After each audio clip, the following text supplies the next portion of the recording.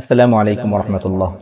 সম্মানিত দর্শক ও শ্রোতা, আমরা যখন এই দুনিয়ার ব্যস্ত জীবনে হারিয়ে যাই তখন এক মুহূর্ত থেমে ভাবা দরকার আমাদের নবী হযরত মুহাম্মদ সাল্লাল্লাহু আলাইহি ওয়াসাল্লাম কেমন ছিলেন আল্লাহ তাআলার জিকিরে।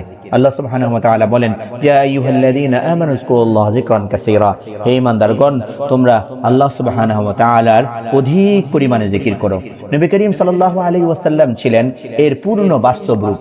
তিনি আল্লাহর জিকির করতেন হেঁটে চলার সময়, বসার সময়, শোয়ার সময়, এমনকি সাওয়ারিতে আরোহণ করার সময়ও তার জিহ্বা কখনো আল্লাহর স্মরণ থেকে খালি থাকতো না। আম্মা জান আয়েশা রাদিয়াল্লাহু তাআলা আনহা বলেন, কানা নবী সাল্লাল্লাহু আলাইহি ওয়াসাল্লাম ইয়াযকুরুল্লাহ আলা কুল্লি আহইয়ানিহি, অর্থাৎ নবী করিম সাল্লাল্লাহু আলাইহি ওয়াসাল্লাম তার প্রতিটি অবস্থাতেই আল্লাহকে স্মরণ করতেন, আল্লাহর জিকির করতেন।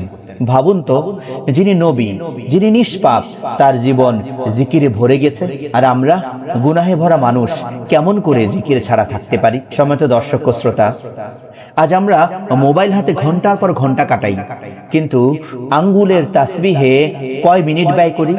নবী করিম সাল্লাল্লাহু আলাইহি ওয়াসাল্লাম যদি প্রতিটি মুহূর্ত আল্লাহর জিকিরে কাটান, তবে আমরাও কেন পারবো না? চলুন প্রতিজ্ঞা করি, আজ থেকে প্রতিদিন আমরা আল্লাহর জিকিরকে জীবনের সঙ্গী করব।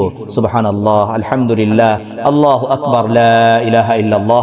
এই কণ্ঠস্বর যেন আমাদের ঘর, পথ, অফিস প্রতিটি জায়গায় বেজে ওঠে।